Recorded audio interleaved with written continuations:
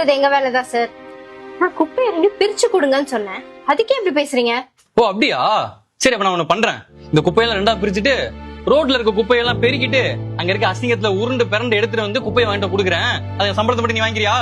Sir ஏன் இப்ப இப்படி பேசுறீங்க? கார்த்திக் இப்படிலாம் பேசாதடா. பாருப்பா, குப்பல்ற வேலை பாக்குற நாய் இவ.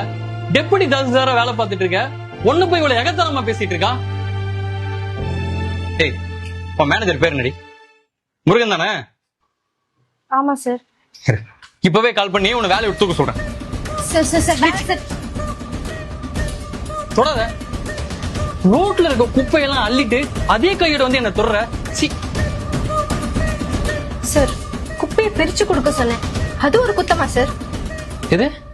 இந்த கருமத்தை நான் பிரிச்சு கொடுக்கணுமா? இங்க பார், அதை பிரிச்சு எடுத்து போறதுக்கு ஒரு 5 or 10 வேணா கேட்டு வாங்கிட்டு போ. அதை விட்டு எங்களை பிரிச்சு போட சொல்ற? அவ்வளவு எகத்தல மாட்டி உனக்கு? இது வேலைக்கு ஆகாது. இப்பயே நான் கால் பண்றேன். என்னடா விட்டா ரொம்ப நேரமா ஓவரா பேசிய போற? அவங்க அப்படி என்னடா தப்பா சொல்லிட்டாங்க? குப்பையை பிரிச்சு கொடுன்னு சொன்னது தப்பா? நம்ம வீட்டு குப்பைய நம்மளே தொட அசிங்க